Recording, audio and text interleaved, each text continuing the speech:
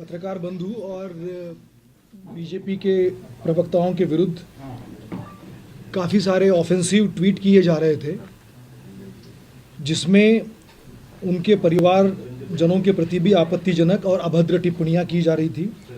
ऐसी लगातार शिकायतें प्राप्त हो रही थी। इन शिकायतों के पश्चात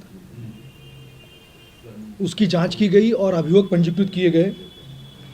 अभियोग पंजीकृत कराने के बाद उन सभी विवेचनाओं की गंभीरता से विवेचना करते हुए इलेक्ट्रॉनिक एविडेंस को इकट्ठा किया गया। सर्विस प्रोवाइडर से सभी जानकारी प्राप्त की गई और तत्पश्चात आज मनीष जगन अग्रवाल जो उस ट्विटर हैंडल को ऑपरेट कर रहे थे, उनके विरुद्ध कार्रवाई की गई है। उनको गिरफ्तार करके उनके विरुद्ध वैधानिक कार्रवाई की गई है। आगे भी इस तरह का अगर कोई प्रकरण आता है तो इसमें इसी प्रकार की कार्रवाई की जाएगी। आज समाजवादी पार्टी द्वारा एक कंप्लेंट दी गई डॉक्टर ऋचा राजपूत के विरुद्ध। उसमें भी ये कहा गया है कि कुछ आपत्तिजनक ट्वीट उसमें मेंशन किए गए हैं। उसमें अभियोग पंजीकृत किया गया है।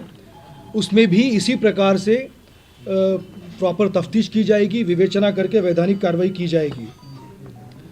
सरकार की ये प्राथमिकता रही है कि महिलाओं के प्रति जहाँ पर भी अभद्र भाषा का प्रयोग हुआ है उसमें सभी प्रकरणों में कार्रवाई की जाएगी और ठोस पुख्ता कार्रवाई सभी प्रकरणों में की जाएगी। अगर आपको कुछ पूछना हो तो पूछ सकते हैं। मामले में मनीष जगन की गिरफ्तारी हुई है, उसमें 2 नामजद अभियुक्त और हैं, उनकी गिरफ्तारी को लेकर सर कुछ? जैसा मैंने आपसे कहा कि विवेचना करने के बाद, सबूत इकट्ठा करने के बाद, एविडेंस इकट्ठा करने के बाद कार्रवाई की जाती है। सभी के विरुद्ध एक एक करके कार्रवाई की जाएगी। सपा मीडिया सेल के विरुद्ध 2-3 एफआईआर पहले भी हुई थी, उन मामलों में भी तफ्तीश हो रही है, उसमें कोई गिरफ्तारी होगी? 4 अभियोगों में इस समय विवेचना प्रचलित है और इनमें जितने सारे ऑफेंसिव कमेंट किए गए हैं, अभद्र टिप्पणियां की गई है महिलाओं के प्रति, परिवारों के प्रति, उन सभी में जांच की जाएगी, सबूत इकट्ठा किए जाएंगे और कार्रवाई की जाएगी। सर, आज क्या शांति भंग की आशंका में गिरफ्तारी हुई है मनीष जगन अग्रवाल की? ये सारे जो ऑफेंसिव ट्वीट्स हैं, इससे शांति भंग की आशंका थी, इसलिए ये कार्रवाई की गई है। जो अभियोग पंजीकृत है, उन अभियोगों में जो सबूत इकट्ठा है उसमें न्यायालय के समक्ष उसमें रखा जाएगा और उन संबंधितों के वारंट बनवाए जाएंगे, उसमें कार्रवाई की जाएगी।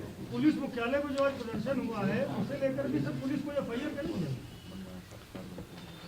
इस समय ऐसा कोई नहीं है। अगर कोई शिकायत आती है तो जरूर कार्रवाई की जाएगी। सर, आपको लगता है कहीं इस समय 4 एफआईआर है, जिसमें 2 में वो नामजद है, 2 में जो एफआईआर है उसमें ट्विटर हैंडल का नाम है, उसमें जांच की जाएगी और फिर उसके पीछे कौन है उसको देख के कार्रवाई की जाएगी। सर, जो ऋचा राजपूत के खिलाफ एफआईआर है तो माना जाए उसमें भी गिरफ्तारी हो सकती है? मैंने आपसे कहा कि ये 10-12 दिन की विवेचना के पश्चात, सबूत इकट्ठा करने के पश्चात कार्रवाई की गई है। आज जो अभियोग पंजीकृत हुआ है उसमें भी सभी सबूत इकट्ठा किए जाएंगे, इलेक्ट्रॉनिक एविडेंस और सर्विस प्रोवाइडर से जानकारी की जाएगी। वो ट्विटर अकाउंट वेरीफाइड है, किसने यूज़ किया है, इन सबके सबूत इकट्ठा करने के पश्चात वही वैधानिक कार्रवाई उनके विरुद्ध भी की जाएगी। क्या सर लखनऊ के एलायू पुलिस जो सूचना होती है एलायू की, क्या वो बहुत अच्छी नहीं मिल पाया? कितने लोग कर दिया गया? देखिए, हम सभी प्रकार की इस तरह की जो परिस्थितियां हैं उसको निपटने के लिए तैयार पहले भी हैं, इस समय भी हैं और आगे भी रहेंगे।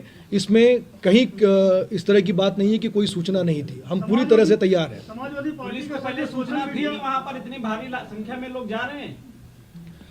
पुलिस के वहाँ पर प्रबंध हमेशा रहते हैं और है, आगे भी रहेंगे और भी उसको पुख्ता किया जाएगा। सर, वो तो मुख्यालय वहाँ तो प्रबंधन रहते हैं, मगर इतने लोग पहुंचे हैं उसके बावजूद भी वहाँ पे इतनी बड़ी घटना होते हुए बची है। कोई वहाँ पर अंदर नहीं पहुँचा, इस तरह की बात नहीं है। और जैसा मैंने आपसे कहा कि पुलिस, लखनऊ पुलिस ऐसी परिस्थितियों को निपटने के लिए पहले भी तैयार रही है और आगे भी रहेगी। हमसे जुड़े रहने के लिए हमारे YouTube चैनल को सब्सक्राइब करें और नई वीडियो की नोटिफिकेशन के लिए बेल आइकॉन को दबाएं। अगर आप ये वीडियो Facebook पर देख रहे हैं तो लाइक जरूर करें और ज्यादा से ज्यादा शेयर करें। धन्यवाद।